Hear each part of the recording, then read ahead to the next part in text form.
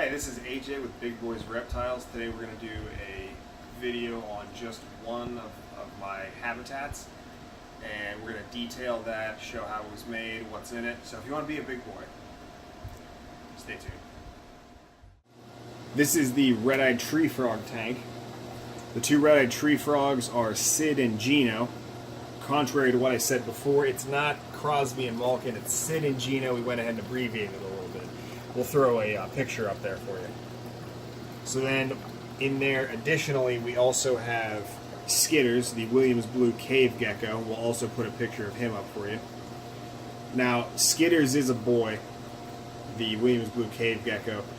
The two red-eyed tree frogs, I hear a call coming from in there, so one has to be male from what I understand. I'm not sure of the genders. One is a little bigger than the other, and I've heard that the size can denote whether it's male or female. This tank's been running since the end of 2015, I think. So it's roughly 2 years given where we're at right now, which is early 2018. A little over 2 years. So this tank, what's it made of?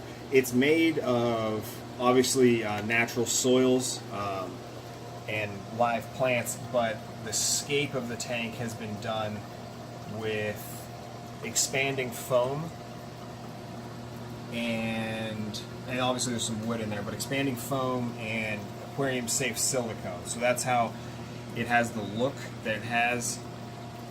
The retaining wall around the pond is all expanding foam. Since then I've started to use more real rock because I've grown a little tired of seeing that instead of the real rock, but it still has a really nice effect. And that makes up the background as well. The background is also all expanding foam. So how it was made, it took me about 2 months to make this, and it was actually one of the easier builds because I set out a plan for it. I wanted a retaining wall in the middle, 2 land sections on either side, and then to cover the background entirely and have it look as natural as possible. So I also wanted to add a waterfall, which I did.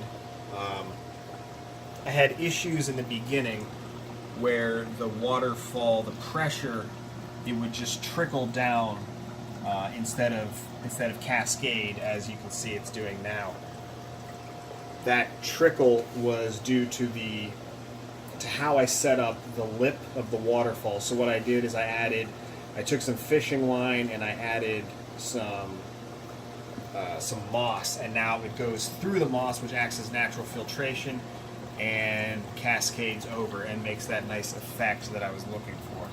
The waterfall, the pump, and there is a fog machine in there that I have to do some maintenance on. They are hidden behind the back of the pond. Now, originally I wanted to put in some guppies or some small fish. I realized A, the pond wasn't big enough, and B, the pond was turning this murky brown color. And this was well before I had the wood in there. What I've sort of concluded is that as I water the plants, some sediment from the dirt is going into the water, because originally that retaining wall was meant to be that. It was meant to be a retaining wall. Well, it doesn't actually retain water. And I planned for that by putting false bottom in this area here. So the water level is actually just below where the false bottom ends. I did that just in case, and I'm glad I did, because I was worried that the the expanding foam wasn't going to retain the water, and it did not. It did not suction to the sides. I don't know if it was something I did. If there's another build, I'm going to work that into it. Try to maybe use glass and then foam around it with real rock. But whatever happened, whatever the case may be, what ended up happening is the water would go through the soil into the pond, and it would give me this nasty brown tannin color, which hasn't presented a problem other than it looks a little off. So that's how the tank was made, what it's made of. Taking care of it is very simple. Those substrates are bioactive, so there's isopods, springtails, earthworms, a number of things in there that both aerate aerate the soil, that keep fungus from growing because it's a very moist climate, and it also keeps waste from building up because the springtails have just exploded in there. They're actually all throughout the foam as well. They've taken up residence all throughout the entire environment. So for me, really all I do is I spray this tank and I feed my animals.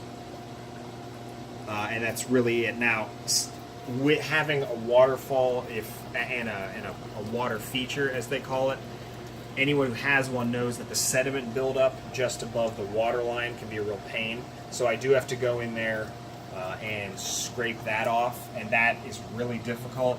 Sometimes a glass scraper doesn't even work. A razor doesn't work. What you see now has taken me a while to get back to even.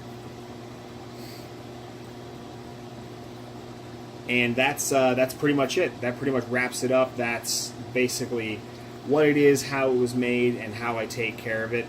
And if there's anything further you want me to detail about this, you can leave that in the comments below. Like I always say, you want to smash those comments. You want to subscribe to those likes. Punch those notifications, something along those lines. But thanks for watching.